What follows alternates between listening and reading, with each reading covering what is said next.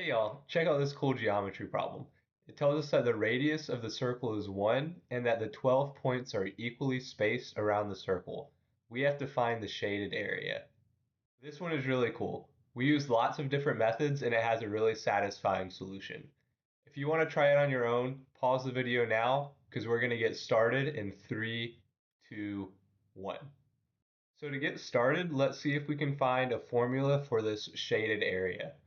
My first thought is that if we can find the area of the circle and then subtract the area of this triangle and then subtract the area of all three of these segments, that'll tell us the area of the blue part. So let's start by finding the area of the circle. Let's make this a little bit smaller so we have more room. The area of a circle is pi r squared, and it tells us that the radius is 1. So we can substitute 1 in for r squared down there. We'll get pi times 1 squared, which is just pi. So we can substitute that in for the circle up here. Now let's focus in on the triangle. The area of a triangle is 1/2 base times height. So we need to find the base here and the height here. So in order to do that, the first thing that we're going to do is we're going to draw a perpendicular right here. That's going to give us a smaller triangle down here with a 90-degree angle. Now let's focus in on this other angle theta.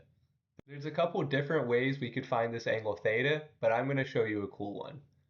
Let's extend this radius into a diameter. That's going to connect to this point right here. Now we have an inscribed angle that intercepts the arc of the circle from here to here. Let's call that arc sigma. To find sigma, we're going to use the fact that the 12 points are equally spaced around the circle. That means they cut up the circle into 12 equal smaller arcs, and sigma spans 2 out of the 12 of those arcs. And since a circle has 360 degrees, 2 over 12 is going to be the same ratio as sigma over 360. Now we can find sigma by cross multiplying. 12 times sigma is 12 sigma, and 360 times 2 is 720.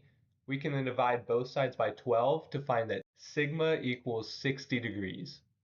Let's clean this up a little bit so that we have more room to work and substitute 60 in for sigma.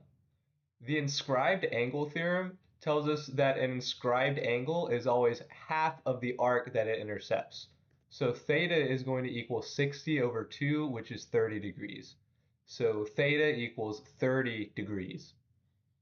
All three angles in any triangle have to add up to 180 degrees, so we can find this last angle by doing 180 minus 90 minus 30, which is going to give us 60. So that last angle is 60 degrees. Now we have a 30, 60, 90 right triangle. Let's call the short leg A and the long leg B. In a 30, 60, 90 right triangle, the ratio of the short leg to the hypotenuse is always 1 over 2. The short leg is A and the hypotenuse is 1. And A over 1 is just A. So that means A is equal to 1/2. So let's substitute that in. And the ratio of the short leg to the long leg is always 1 to root 3. The short leg we now know is 1/2, and the long leg is b. So now we have an equation where we can solve for b. We'll do that by cross multiplying. B times 1 is just b, and square root 3 times 1/2 is root 3 over 2. So b equals root 3 over 2. Now we have enough information to find the base and the height of our big triangle. So this root 3 over 2 we can duplicate on this side, and then we can add those together to get root 3.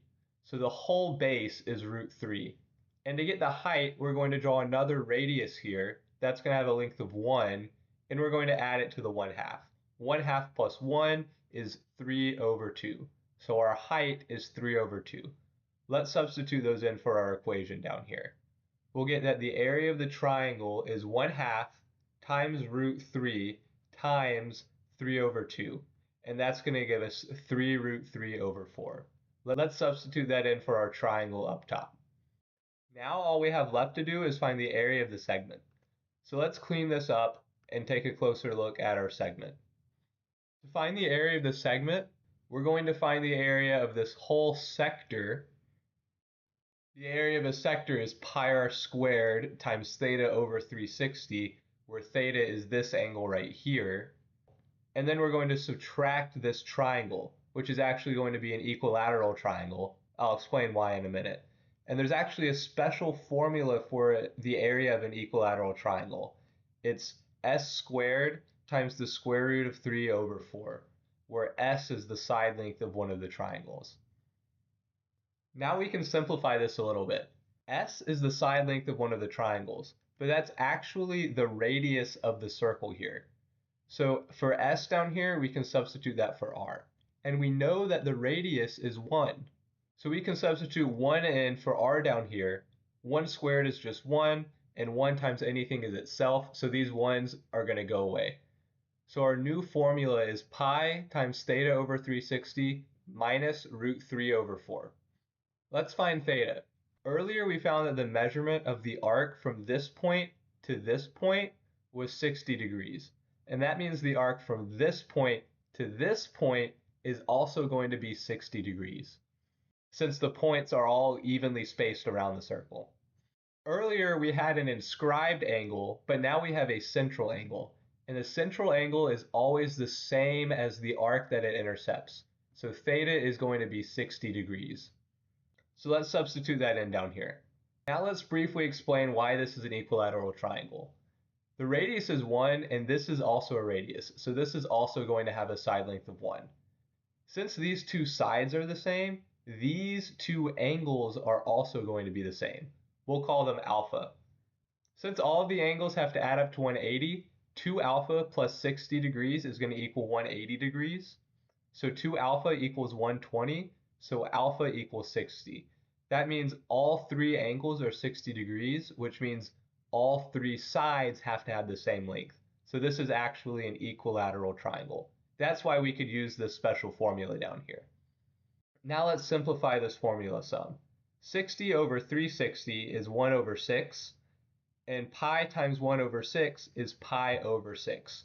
So the area of one of these segments is pi over 6 minus root 3 over 4. Let's substitute that in up top, and remember we have to multiply it by 3 since there's 3 of these segments. Now we have everything we need to find the area of the blue portion of the circle. So let's clean all of this up and say goodbye to our circle so that we have some room to work with. We'll start by distributing this 3. We'll get pi minus 3 root 3 over 4 minus 3 times pi over 6 is minus 3 pi over 6, and minus 3 times minus root 3 over 4 is plus 3 root 3 over 4. Now I notice we have minus 3 root 3 over 4 and plus 3 root 3 over 4, so those are going to cancel. We're left with just pi minus 3 pi over 6 equals the shaded area. And 3 pi over 6 is just pi over 2, and so we get pi minus pi over 2, which is pi over 2. And that's going to be the shaded area.